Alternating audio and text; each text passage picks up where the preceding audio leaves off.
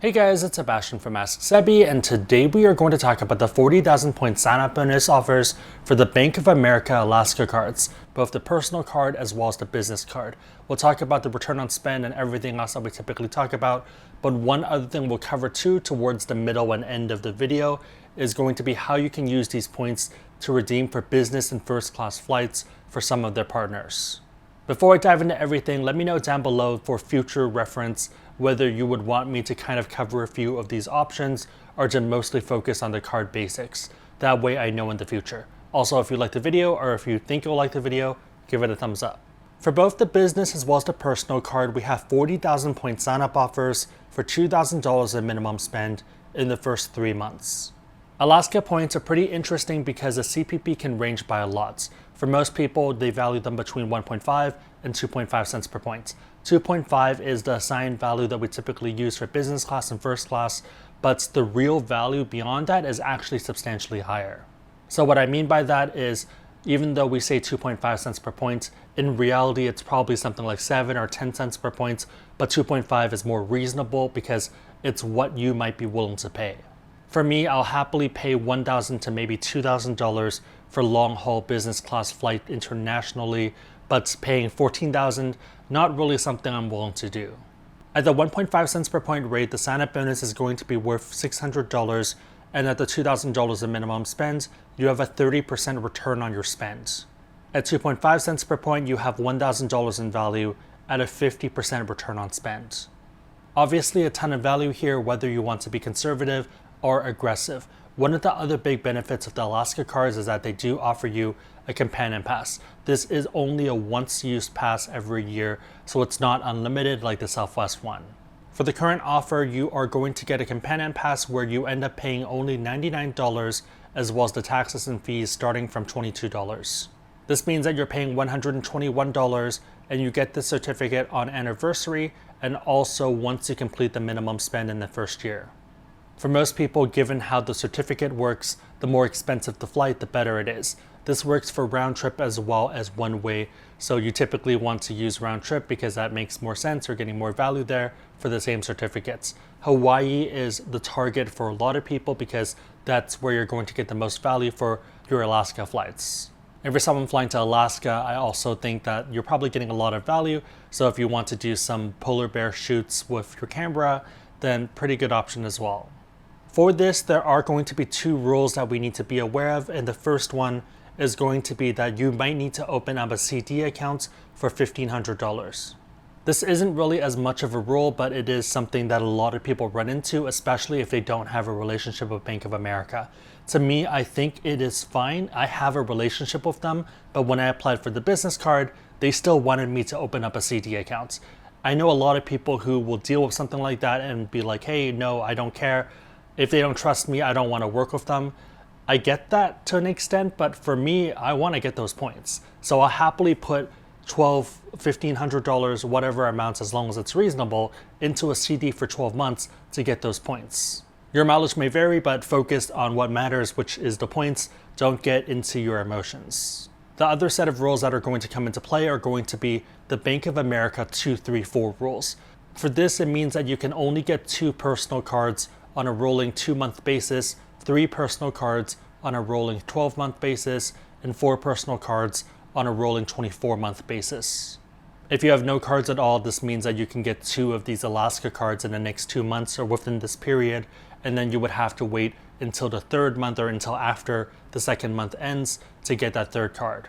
In order to get the 4th card, you're going to have to wait 12 months from today. For the business cards, we don't really have rules like this, but this can always change. I'm talking about the rules based off right now as of March 2019. This means that for most people, you're looking at about 2 to 3 personal cards, and then if you can get business cards, maybe 4 cards in total in a short time. That might sound a bit absurd, but it is going to come into play once we dive into these business class options. I know a lot of people might not be interested in that, so if you do want to get this card because you want to use it domestically and you want to support our channel, pretty easy way to learn more about the card would be to use the links on our sites or the links in the description box down below. Jumping into part 2, and if you're still watching this, I'm assuming that you are interested in these business and first class options. There are going to be a lot of details. I'm going to focus on the ones that make the most sense to me or that are the most interesting, but your mileage may vary. There's a ton of options and ways to use Alaska points. The first one, and this is super popular among people, is going to be flying business class for Cathay Pacific to Asia for 50,000 points one way. If you want to do first class, you're looking at 70,000 points one way. So round trip, you're looking at 100 and 140,000 points respectively. And then fly something else the other way if you have chase points, if you have other points that you want to use, or maybe you want to try a different airline out. For round trip business class, for example, you're looking at 100,000 points. The 2 cards that you get are going to get you 80,000 points for the sign-up bonuses, and the minimum spend is at least 4,000 points additionally.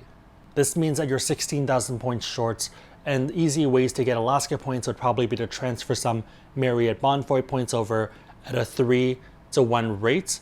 So if you transfer 60,000 points, for example, you're going to get 25,000 Alaska points due to the bonus, but otherwise you can just transfer, let's say, 30,000 points for 10,000 Alaska points. One quick thing I want to let you guys know is that for 2019, first class availability might be a bit tough just because they did have a sale on New Year's Eve and a lot of people booked the first class flights. I'm not sure how that's going to affect award availability, but just something for you guys to be aware of. 2020 should be fine though, and business class might still be fine.